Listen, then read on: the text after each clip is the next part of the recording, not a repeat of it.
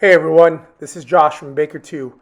In the first part of this discussion, the Baker 2 team spoke about how and why we as leaders prepare physically.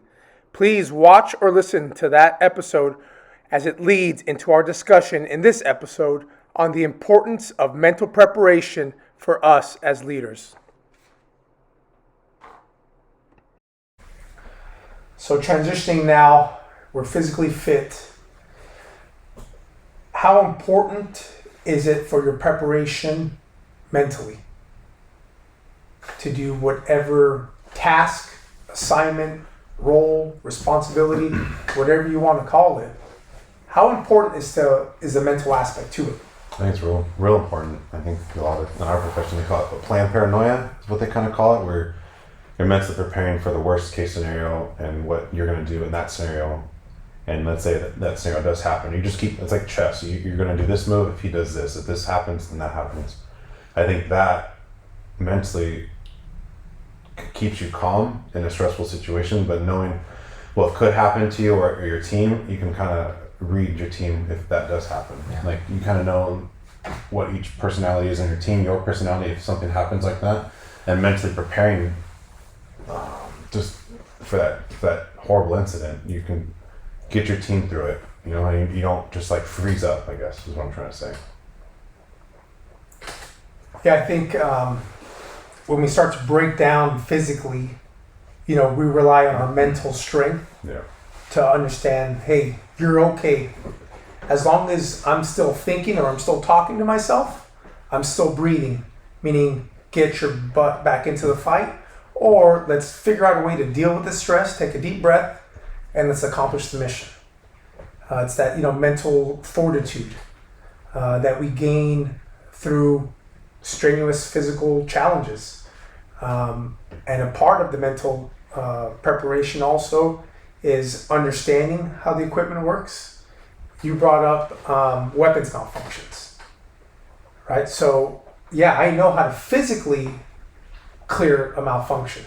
I visually see the malfunction, I clear it.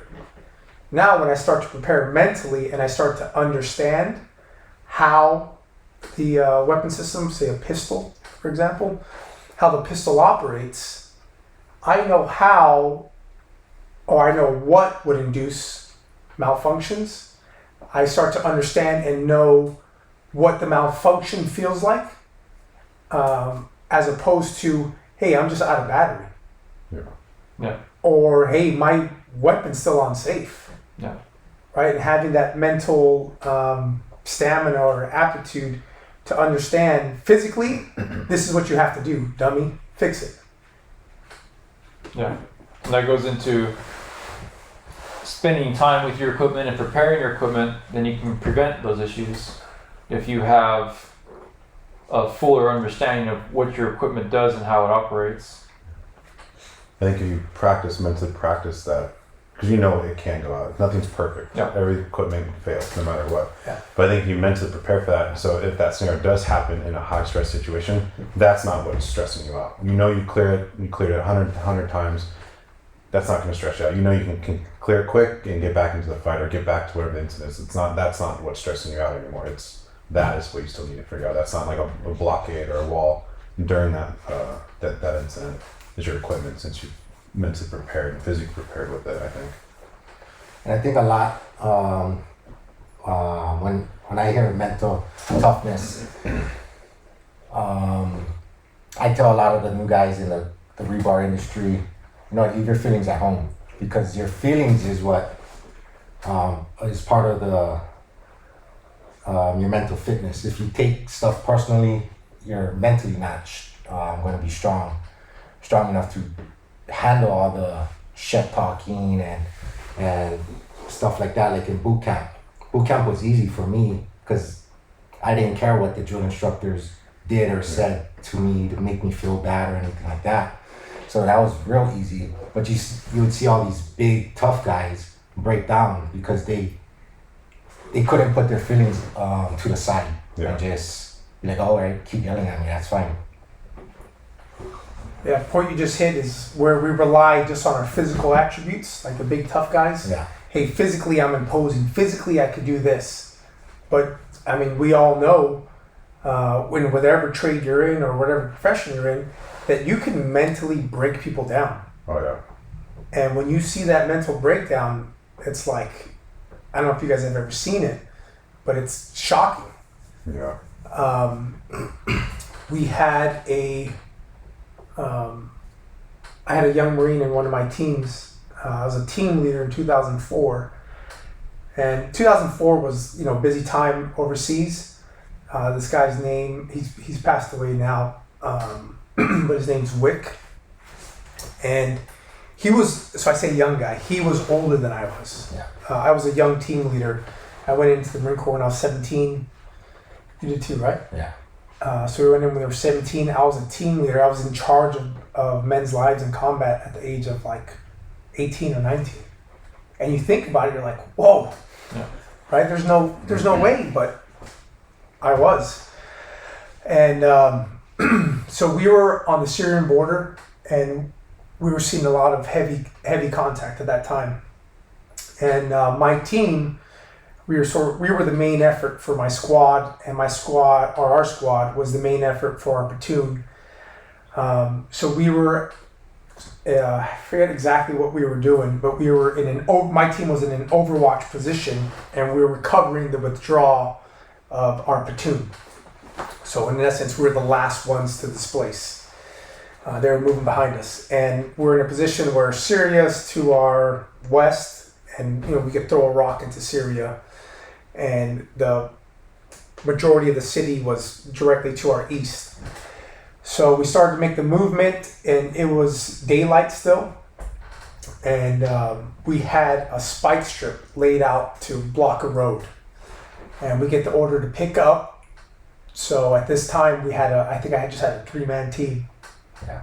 And I tell my saw gunner and my rifleman, Wick, that we're gonna start. We're gonna pick up to move. Just communicating with them what the platoon is doing. So as they're moving, I tell Wick to go out to retrieve the spike strip. I tell my saw gunner to cover him. To provide overwatch. So the saw gunner's in overwatch position. He's facing the east. We had a doorway that was facing north. And I'm in the doorway, kind of like the middleman, and I direct Wick to go get it. So he pushes out to go get it. Our saw gunner's in the overwatch position, and he takes maybe 3 steps out, and an eruption of automatic gunfire. And we're taking it from like everywhere, right? It's hitting everywhere. So it starts hitting, and the only thing I'm thinking about is, holy shit, Wick is out there. Yeah. God, I tried not to cuss this whole time. So I'm like, holy man, Wick's out there. man. Wick's out there. So I turn and I look at my saw gunner, and what is my saw gunner doing? No, he's down in the fetal position, right? Because rounds are hitting everywhere. And I'm looking at him, and I'm like, dude, get up, return fire. And he looks at me, and he's in that like mental just pause. So he's like, oh crap. He realizes what he has to do. He gets up, starts shooting. I look back at Wick thinking he's done, right? And I remember seeing like impacts just all around him. Yeah. Like they're just everywhere. And this is like, I'm watching a movie, and I'm yelling at him, Wick, get over here. And he looks at me. He's in that mental block. And I saw the mental block in him that I've never seen ever in my life. He looks at me. He looks at the spike strip, and he looks back at me. And he pauses. He hears me yelling at him, obviously because he's looking at me. Yeah. He knows I gave him an order to go get the spike strip. You throw the stress, the gunfire, and he just vapor locks. Yeah. So Wick looks at me again, turns away from me, runs 5 yards to the spike strip, kicks the spike strip. I don't know why he kicked it, but he kicks the spike strip and he comes running back to me. And I like grab him and I throw his ass in the room, and we start, returning fire, and he's still in vapor lock. So finally, we didn't push on the fight, but we were just repelling it. Finally, it dies down. It's kind of like a hit and run kind of tactic. Harassment fire is what they call it. And I looked at Wick and I'm like, dude, what the hell are you thinking, man? And he looks at me and goes, you told me to go get the spike strip. And he knew better not to come back with it. And I was like, oh man. Like I had learned about it. I had learned about the whole mental freeze and just freezing up, but I had never seen it. Yeah. And like to this day, I like visualize like, holy crap, dude, what are you doing? And I just see the dumbfounded look of like left and right. And this isn't even the first time. And I worked so hard to get this dude to like just break the like freeze up. And eventually, he became like kind of like a liability, right? No longer could I trust that he would, number one, return fire, but number two, more importantly, like get the hell out of the way. You're going to become a casualty, and now I have to go. I have to go out and rescue you because there's no way I'm going to leave you out there. And I don't, dude. Like God must have been watching over this dude because there was rounds impacting like a cartoon, like a silhouette of just like everywhere, and it looked like like those old like Mexican movies where it was like pow pow dance. And I was like, oh my God, what's going on here? I'm gonna see my friend get executed right now. Well, what happened to the spike strip? yeah. Kicked it out the road. Yeah, he kicked it out of the road. We ended up getting it. That was his sole purpose, was to get rid of this. That's what he told. Because if not, Josh would have. That's where I whipped him with that antenna. Yeah. I was like, oh my. And I couldn't even yell at the guy. Yeah. Because I was just like, what is wrong with you, man? Do you need a hug or what? Now, you see that a lot in critical incidents. And I think some of the training we do does a good job of overcoming that, especially like scenario-based training. Yeah. The problem with scenario-based training is it takes a long time and it's such resource-driven that a lot of organizations, they don't have the time or the resources to do it. But like there was a recent OAS that was on YouTube. Officer-involved shooting? Mm-hmm. Officer-involved shooting that was on YouTube. I won't say what department or where or anything, but basically, not to tell a war story, but long story short, some transients walking down the street with a pistol, but 911 call generated. Patrol officers end up encountering this guy in an alley, and there's two people in the car, two officers in the car. They end up shooting at the suspect who has the pistol. End up striking the suspect. The suspect goes down. He's still a threat. He's still acting erratically. And on video, the passenger officer with his gun out, pointing at the suspect, has his door open for cover and reaches over with his support hand and rolls down the window. But it's just that vapor lock. Like he doesn't know what to do, and he's in a situation that's obviously traumatic, but he just knows he needs to roll down that window for some reason. But I saw it and it just struck me like there was another video I saw. It had nothing to do with law enforcement, but it was actually rally car racing, where this guy, him and his co-driver are driving down a rally route, and the overhead light turns on just because he was hitting bumps and things are shorting out. So he reaches up to turn it off, and as soon as he does that, boom, ends up flipping the car. Because does it matter if the dome light's on during a rally race? Like no, but he knows it shouldn't be on. He wants to deal with it, and turn it off, and that messes up his concentration. Yeah. So it's weird how people vapor lock on certain things like recovering a spike strip when you're being shot at. Like that's just the last thing he remembered, and that's just what he thinks needs to be done at that moment.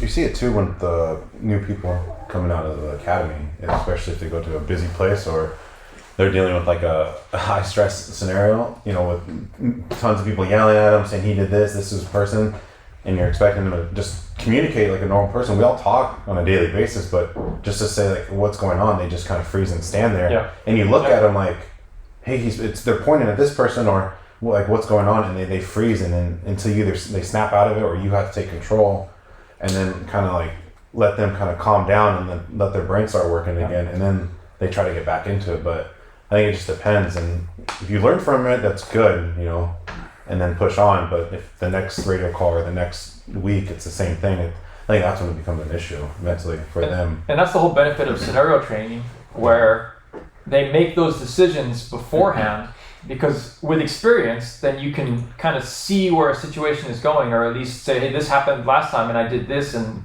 it worked out okay. So that's the whole benefit of scenario training, that you can have those experiences and make those decisions before they occur in the real world. Yeah. So that lessens the amount of time between observing what's going on and deciding to make an action. But it's not just officers too, because No, some supervisors too. You get some call or whatever, and then you tell them what you need and what you think is correct, and they freeze, you know, because they don't want to make that decision. That's not. That's not going to make the organization. Yeah, that's not going to make the organization look happy, but it's the right way to do it, or Yeah. whatever. They freeze, and you know they have to call someone above them just to figure out. And Sometimes it's competing priorities for, especially for a new supervisor that doesn't know how to balance those needs of, you know, the department. In this case, we're talking about law enforcement, obviously, but the department, the public, and then the individual officers at the scene. And they all got different needs. Some of them are common needs, some of them are competing. Yeah. So when we're talking about mental preparation, you brought up the scenario training. A lot of times, this is my experience, and maybe your guys' is the same, but officers, employees, whatever you want to call them, are dependent on the organization they're a part of to provide that training for them. Yeah. And like you said, it takes a lot of resources to put it together.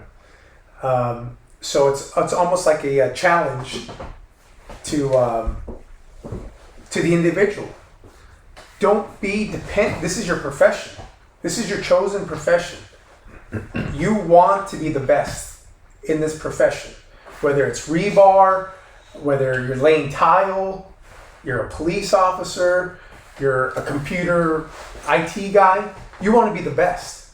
And if you just are reliant on the organization or your company to provide you the training, you're not going to excel. No. You have to seek it out yourself. You have to challenge yourself. I think that's what's hard though. It's challenging yourself. That's a tough thing to battle for people. So in the mental aspect, our biggest challenge, and I could sit here and talk to you guys for days about it, that's where our ego kills us. Yeah. Is the mental complacency that we get. In our profession, in law enforcement, you should be reading a lot. If you're a street cop, you should be up on case law, changing laws, right? Yeah. Policies, a lot of stuff. With construction, there's a lot of OSHA standards, which is the federal standard, and then you have Cal OSHA. So you have two competing standards, right? So here's OSHA standard, and then Cal OSHA narrows it even more. And sometimes you may or may not be aware of that. Yeah. And they're constantly changing. And these are just policies. These are books, right? We're not talking about a fluid situation where in construction world you have metal that's dangling, right? Tons of metal that are dangling that you're trying to put into place. If you're a steel or an iron worker, law enforcement, you're dealing with an upset family member. You're dealing with mental health issues. You're dealing with drug issues, right? And then you throw a weapon. There's always a weapon involved when there's police, right? Because it's our weapon. We're always introducing a weapon. There's always a weapon there, whether it's ours or the suspect or the individual you're encountering you're dealing with. So mentally, you have to be prepared to understand those things. And I wish that I was smart enough back when I was younger to actually read. So there's this Navy SEAL who was a commander. He has his podcast. His name's Jocko Willemick. Will, is that how you pronounce it? Jocko. Yeah, Jocko. Everyone knows Chuck. Yeah, everybody knows Jocko. So, It sounds like mom. yeah. Hello. So I like listening to him because he's changed the way I read. So I read a lot of like military history stuff, a lot of stuff like that, right? Coloring books. Yeah, coloring books. I love them. I love them. And like we talked about, the books where you go like this and the picture comes up, it's like, whoa, that's awesome. But he changed the way I read things because I'm, whether I'm reading about Chesty Puller, Colonel Hackworth, whichever book I'm reading, inside those pages, within each story, there's so many like leadership challenges. There's so many examples of true leadership. And then you could like flip back a few pages and you're like, this dude was preparing for that incident, years before that. And, I'm 36 years old now. I wish I had this knowledge when I was 17, because then you're like, dude, the sky's the limit. But it's, it's never too late to start becoming a student and maintaining that mentality of I'm a student of this profession. I'm a student of this art. And there you start to open yourself up to different ideas, different thought processes, or different views that you could either agree with or disagree with. But if you disagree, you have to find a common ground to say, okay, this is your view, this is my view. Let's try to find a common ground to where we're going to make this work. And more often than not, what does that do? It gives you a better way of doing things. Yeah. As opposed to the old institutionalized way of thinking of, this is the way we do it. Yeah. Well, why? Because that's how we do it. Yeah. Okay, why? That's how we've always done it. I'm like, okay, but why? Yeah. And those questions can be annoying, right? I mean, someone's always asking, well, why? It's like, at some point, someone's going to say, well, just because, right? Just do it. But there should be a reason why we do things. And the only reason should probably not be because that's just the way we've always done. I mean, I would hope any organization would realize that that's probably not the best reason if that's the only reason that you're doing something. Doesn't mean that what you've always done the whole time is wrong or needs to be changed. We don't just change things just for the sake of changing.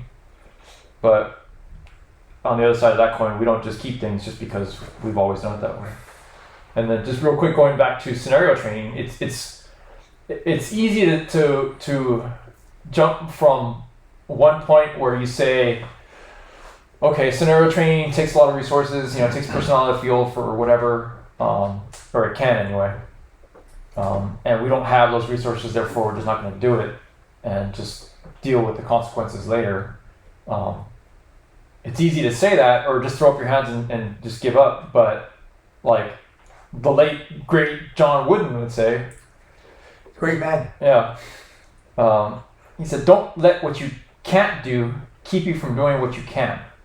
So there's other ways to get benefits of scenario training, or at least debriefing scenarios, even if you don't have time to do a full-blown scenario-based training. So like looking at OIS or critical incident videos on YouTube, or debriefing during, talking specifically about law enforcement here, but debriefing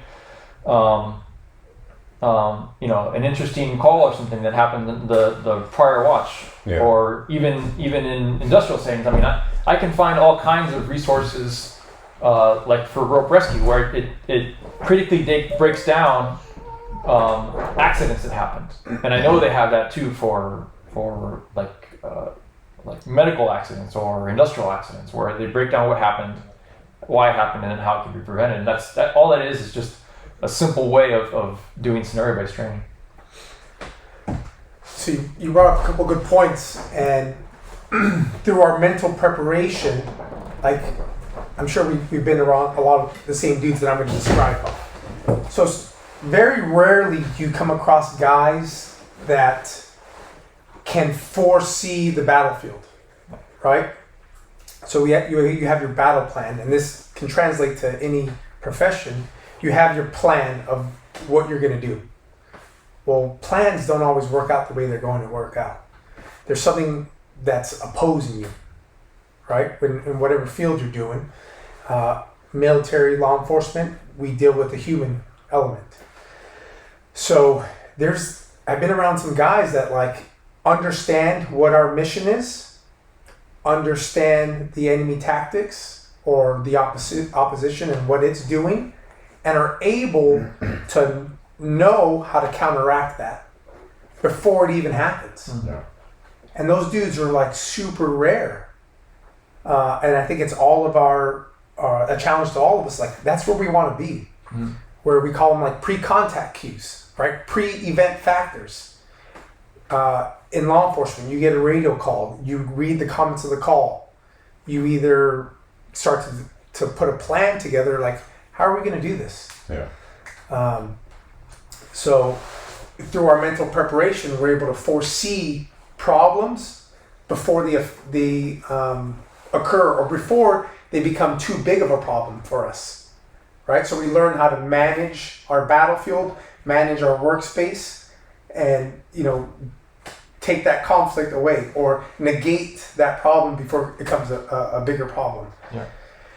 In your guys' training, like we're talking about scenario-based training, have you guys ever come across an incident where scenario-based training, gave you the roadmap on how to be successful in a real-life problem?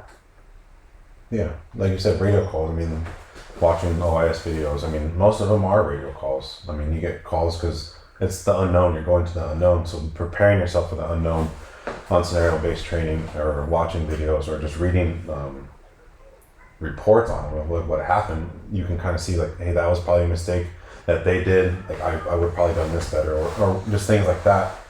And I think that correlates to the real life stuff. Like you said, if you're able to foresee someone's actions doing this, like they didn't call him out of the house, they didn't get him away from the house when they were calling him out, they tried to talk to him in the doorway. Well, if I would have called him out, he wouldn't have been able to grab something in the house to come and attack me. He's out in the open, I could see his hands, I could see something on him. So I think that our scenario-based training, or just scenario-based training in general, it is all, it does correlate to real life scenarios. Yeah. I don't think in our, like the training we do, we don't create some wazoo, never gonna happen kind of thing. We don't do that. We do what we've known to work and what we've all experienced and what we've seen from watching videos and questions that some of the people ask us. And I don't think we do anything crazy where, hey, you're never gonna see this. This is not like a 1 in a million chance. This is like, this is most likely gonna happen. This is how to counteract the actions of that person. Yeah, I can remember being a younger officer and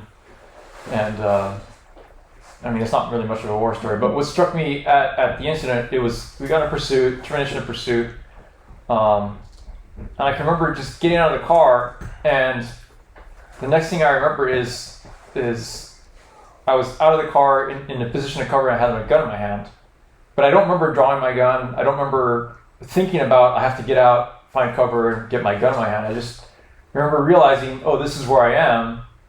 I'm watching the suspect and I have a gun in my hand. And afterwards I remember thinking like it was almost as if I didn't have to think about it. I just did it.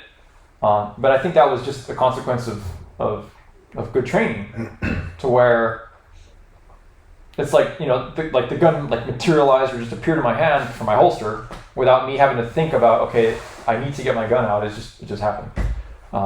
So that's probably one example of where constant and quality scenario-based training paid off for me, because like I said before, that decision to act based on an observation that you're making, and then the actual action, that time period is shortened because you've already experienced it before. You almost want to be like an instinct kind of. Yeah. You ever seen anything like that? Where you foresee an accident happening where a guy maybe is too high, not hooked in with his harness or something? So we're at a job site, and it was a non-union job site, so a lot of safety procedures weren't followed. So the foreman for a carpenter, he was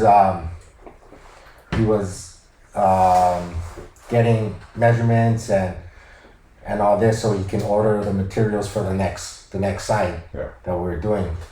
And you could see him. Everybody saw him. He's over there. He's on his phone doing whatever he's doing, calculating or what. And we knew something was going to happen because there's no handrails, and he was by the edge of the building. Luckily, it was a one-story building at the time, and next thing you know, we look up and he's gone. He fell a story and he hit every freaking beam that was below him. He ended up they ended up putting him in an induced coma because his brain was swelling, so they had to cut his skull, I guess, or whatever. But that's so just knowing that there's supposed to be handrails there, you can foresee something's going to happen if you don't call them out on it, and it did. So that's one thing. Now, like, before we go to a job site, or if we're working at a job site, we want to make sure that the handrails are up. If you're on a leading edge, guys have their harnesses on and they're tied off, so that doesn't happen to somebody else. Foreseeing the problem. Yeah. So IEDs weren't like a big thing until our second deployment. Yeah. So it became a common like tactic. And I remember right before our second deployment, we deployed in August of 2004. Around there, yeah. We went through this like IED alley, right? Where it's like a scenario based, where you push your patrol through this simulated Iraqi road to pick out IEDs. And they're like, oh, it's a piece of trash, it's this, it's that. You get to Iraq, it's like everything is an IED. Yeah. Right. So, but I remember they were talking about different triggers for these IEDs, and this is the time sort of when we started seeing like pressure plated IEDs, sort of where you step on, it closes a circuit, boom, it goes off, or cell phone IEDs. So they told us don't use the radio around the IED. So we pushed out a patrol, and we're on the east end of our area of operation. I don't know if you were with us when we found the IEDs. I don't know. I don't remember. So we're pushing out to this intersection. We used to call it the intersection of death, right? Because we were always getting hit by IEDs in this section. Market Street and East End. Yeah.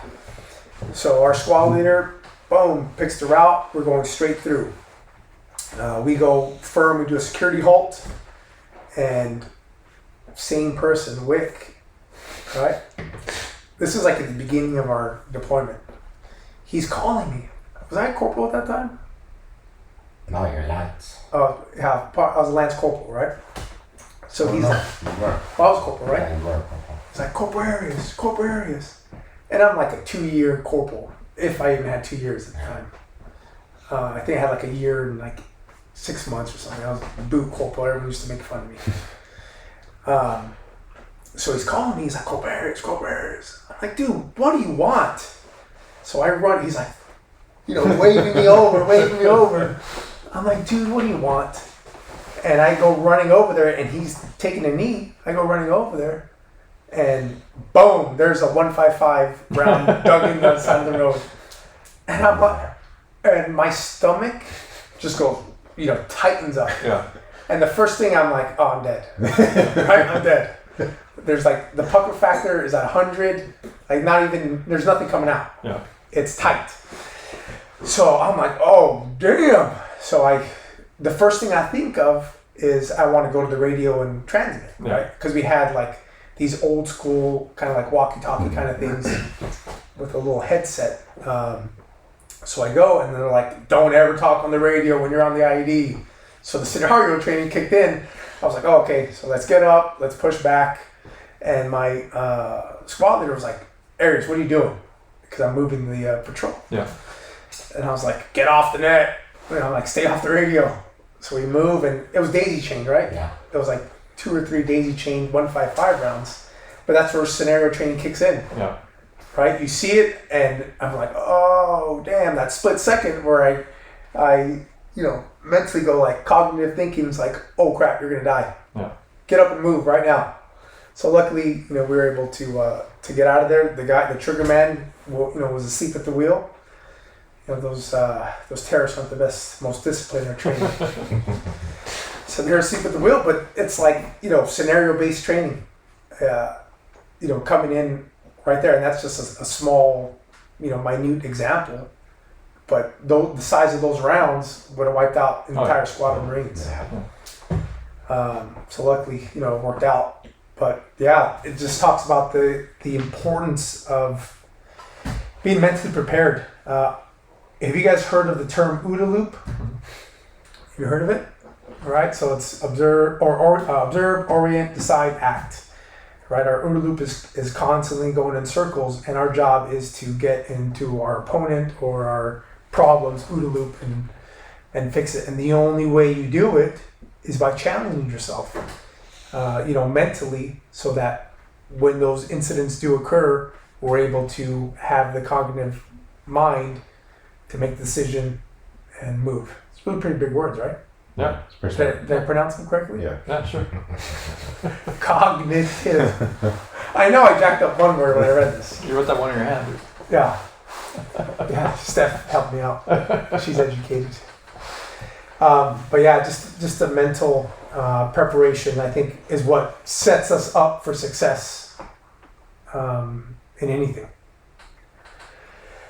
So with that, we'll go to our third phase of training and how it all incorporates, and that's the spiritual aspect of our training, of our preparation, of everything that we do. And the spiritual is your why. It's your purpose. For us, I believe in God, I believe in Jesus Christ as our Savior. So that gives me an understanding that there's something larger than me in my moral decision making, my moral values, and that's like my guiding beacon of when I make decisions. Do I always follow that beacon? Is another discussion, right? But that's what sort of guides us. Yeah. And when it comes to our profession, being a part of a larger organization, or understanding that the community, right, should be our priority. Their safety, what's our mission statement? To reduce the incidence of fear of crime within the community. Right, so understanding that you're part of something larger that you should hold yourself accountable to. What drives you guys in your preparation for your profession, for fatherhood, for everything? Yeah, I agree. Some sort of, whether you want to call it God or just a higher power or a higher purpose, which could be anything, right? It's anything that's outside of yourself, anything that's not selfish, is that spiritual aspect. So you always hear, police officers saying, "Well, I became a police officer to help people," and to people that aren't in a profession that's, I guess, as service oriented, it doesn't make sense, or it sounds like just like a line, whatever. Cliche. Yeah, like a cliche. A mantra. Yeah, but that really is the case, though. I mean, so there are so many officers that were doing something else. They were in another profession before they became police officers, and for whatever reason, that profession wasn't fulfilling. And now that they're police officers, they're meeting some need, some higher purpose that they feel that they had. So yeah, absolutely. If you don't have a purpose or a drive to prepare yourself physically, to prepare yourself mentally, to do the training that you need to wake up and go to work, whatever your profession is, if you don't have the drive and the purpose to do it, even if you hate your job and it's just that, hey, I have bills to pay, or I have to feed my kids, or whatever it is. If that's your purpose, if that's your higher purpose, then that's your motivation for doing what you do. Ideally you're doing that in a profession that you like, and you're not just suffering for someone else. I mean, which is a noble thing to do, but if your purpose is outside of yourself, whatever that outside purpose is, then that's your spiritual drive, at least in my view. Yeah, I think, like Eddie said, it's not just you and whatever you're doing. It's people you work with, your family, the friends you make. And so, if me being a lazy person, that's not really benefiting the people I work with. It's, I don't want to put myself first when other people rely on me, or I don't want to, I don't want to have them pick up my slack, right? I don't want that to happen. So, if you're looked up, if you consider yourself a leader or as part of the team, I don't think you don't want to ever do that spiritually. Like, you want to better yourself, better your team, better your family. I think that's just what kind of drives you on a day-to-day basis. It could be a horrible day, whether I have family, but I have a job to do. I have to take care of the citizens of LA. I have to go to those radio calls.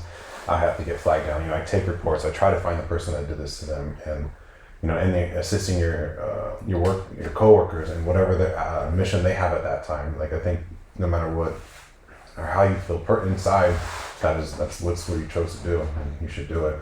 I mean, even going back, if I'm thinking back to when I was younger, before I was still in high school or whatever, and you're making life choices, and you're kind of deciding what your interests are.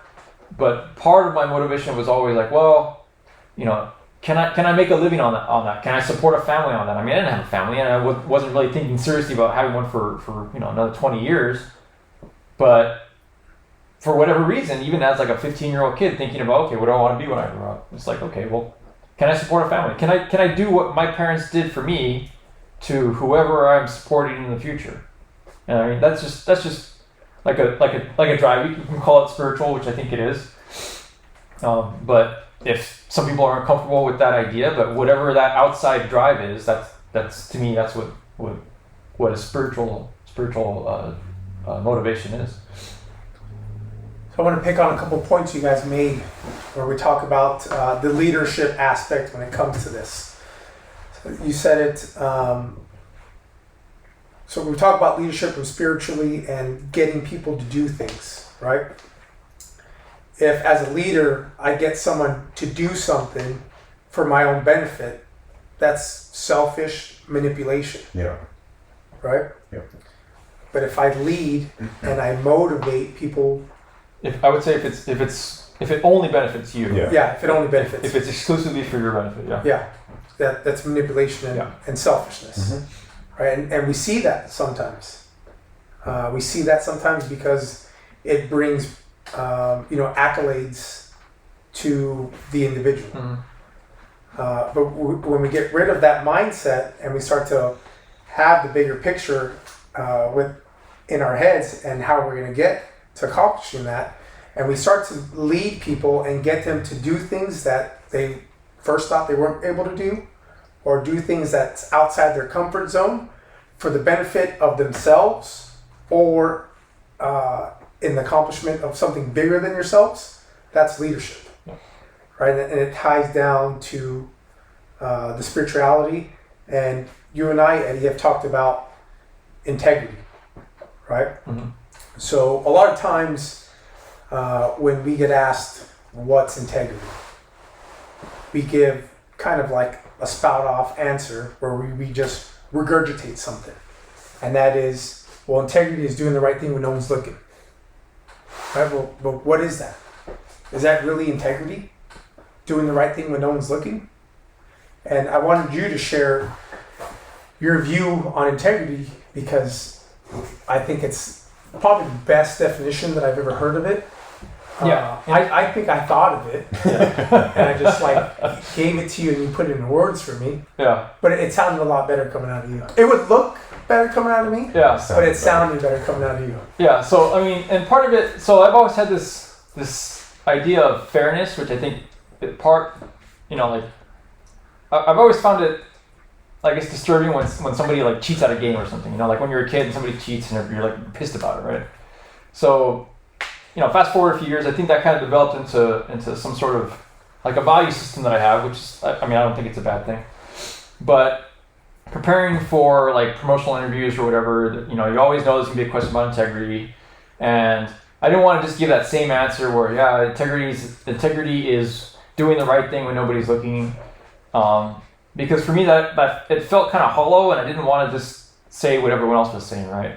So I started kind of reading a little bit more into integrity. It's like, well, what does it really mean? And the best definition I found was when your actions are consistent with your beliefs. So that's what integrity is. So that saying that you're doing the right thing when no one's looking, that's not really a definition of integrity. That's just like an example of integrity. But when your actions are consistent with your beliefs or your values, then that's kind of the true definition of what integrity is. Because your beliefs are a part of you, they're integral to you. And when your actions are consistent with that, then personally, there's no conflict. But when they're inconsistent, that's when you have usually a interpersonal conflict or a conflict within yourself. And we can see that through leadership on all levels, in all organizations, where someone's values are inconsistent with the actions they make as a leader or even as a subordinate. And then on the flip side, sometimes you can see that, yes, their values are contrary to the benefit of the organization, and they are acting on those values, so then that's still integrity, right? So they're still showing you who they are. It's just that their values are not maybe in line with yours, or their values don't benefit the organization as a whole, or maybe the people that the organization serves as a whole. So integrity can go both ways. It's not just, we think of integrity as, yeah, you're doing the right thing all the time. But that only works if your values are righteous, I guess, for lack of a better word, and you're acting consistent with those values. Then that's really what we think of when we think of integrity, but it can go the other way also. Yeah. So I think integrity is a huge basis of being a good leader. Yeah.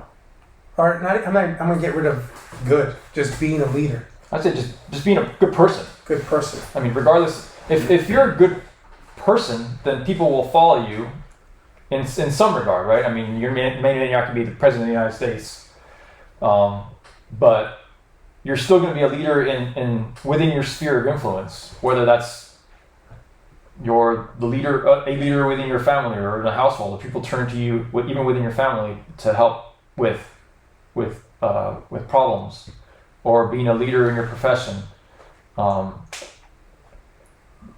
If you have strong values, whether you think that's based on something spiritual or not, and you are acting consistent with those values, then people will notice that. Almost to the point, because it's not. I don't want to say it's so uncommon, but it's obvious when that happens, right? Because people see the opposite so often, and that will just naturally make you a leader.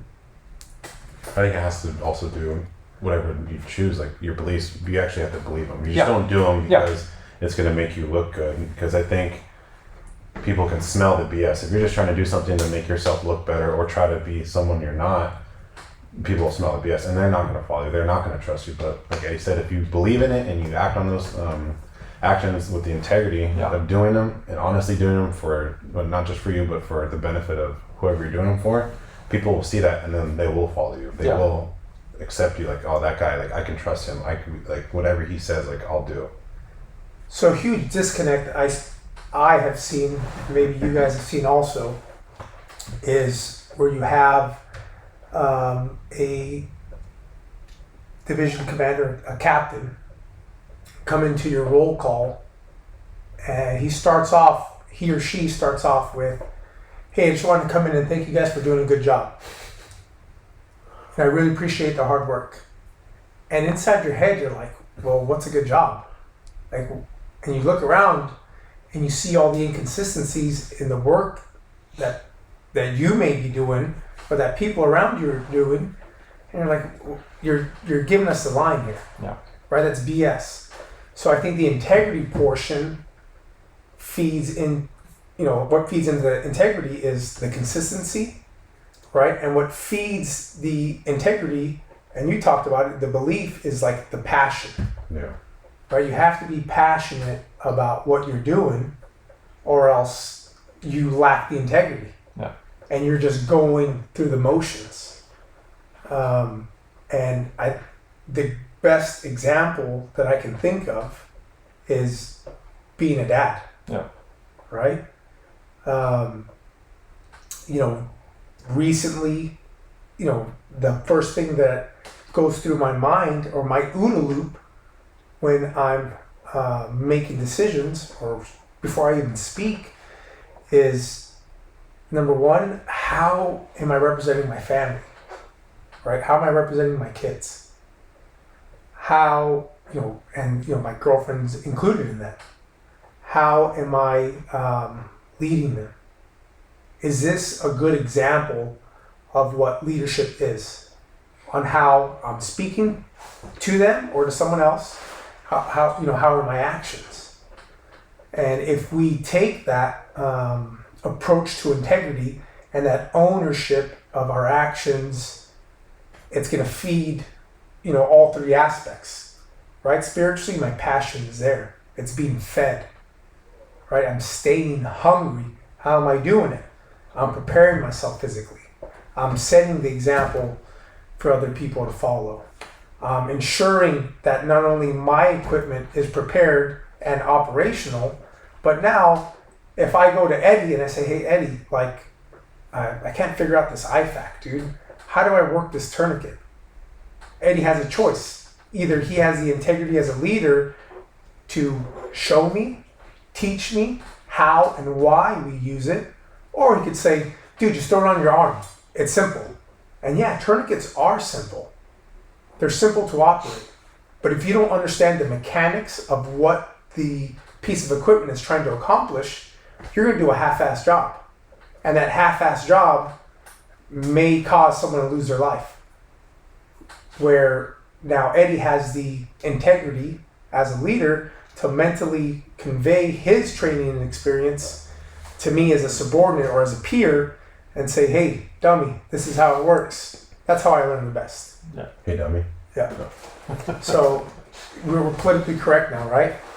When we were in boot camp, I was the guide, and I was known in my company as pendejo guide. All right. If you don't speak Spanish, pendejo means dummy. So yeah, that's my learning. That's how I learn the best. Like, hey, in your face, this is how you learn. This is what you're doing. But going back to the integrity and the passion portion, people around you feel it, right? They feel it. That's why we've come together and we have 4 different upbringings pretty much. We have 4 different views on things. And, we may not agree on politics. We may not agree on religion. We may not agree on tactics. But we have the integrity to our, we own our integrity and we say, okay, let me listen to this dude's point of view. And if he makes a good point, let me check my ego and have the integrity to say, yeah, you know what? That is a better way of doing it. Let's do that.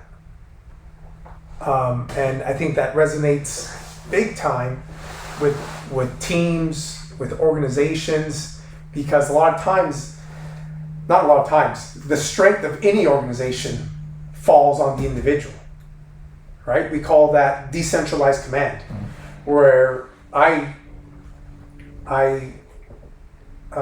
clearly convey the task and the purpose to my junior leaders, and I trust in them to get the job done. And that's how we effectively police. That's how we effectively run Fortune 500 companies, right? Because if the decision has to go down to the lower levels and then come back for me to make a decision to go back down, what are we losing? We're losing time. We're losing effectiveness. We're losing trust. Both ways. You also increase the opportunity for an error if you have one person making every choice, and that person is wrong, whatever, I don't know, 10, 15, 20% of the time. That means all of those decisions are going to be wrong 20% of the time. Yeah. Whereas if you have many people making few decisions, then your chances of error for any one of those decisions goes down. Yeah. And the example we gave right now is, if you're a field supervisor, you're an officer, I'm the watch commander, he's the bureau, or he's the division captain. God help us. Yeah. Right. I had to promote him. Moke hasn't had a lot of promotions in his life. But today he does. Yeah, today you're Captain Moke. So you guys are dealing with the situation out in the field, right? Yeah. Who has the best eyes on? Who has the best situational awareness On to the make field. that decision? Us too. You two. Yeah. There's no reason why I should be quarterbacking things from the watch commander's desk or from the manager's desk, whatever you want to call it. Yeah. And then you guys come to me for advice, and I say, hold on, let me call the captain. Now, Captain Moke, he just got done getting yelled at by his wife. So his emotions are high.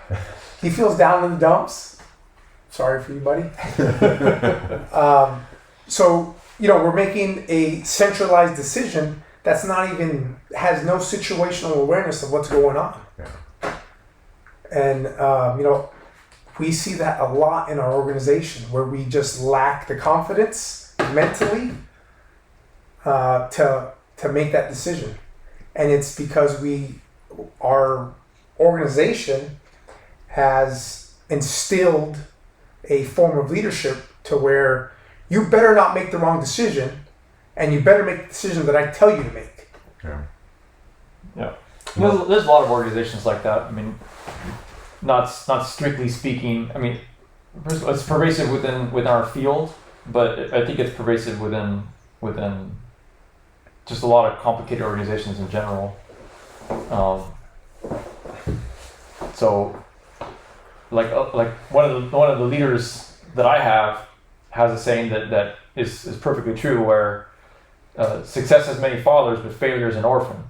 And as far as like making decisions, again, because since we're talking about our experiences as law enforcement officers, making decisions on the field, and how they're sometimes, for lack of a better term, I guess, micromanaged from higher up, who aren't at the scene and don't have a full picture necessarily of what's going on.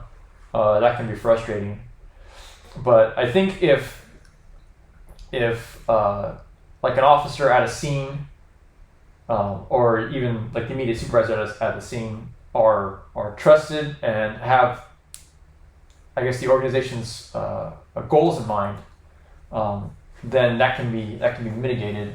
I think the overall problem just has to do with competing priorities, right? So like, obviously, the public has a certain set of priorities. Our oversight has a certain set of priorities. The officers have a certain set of priorities. The supervisors have a certain set of priorities. Sometimes they're competing, sometimes they're not. So whichever one is most important in the view of whoever's making the decision, well, that's the one that's going to get addressed first. So like General Patton said, when everyone in the room is in agreement, no one in the room is thinking. Yeah. Right? I don't agree with that.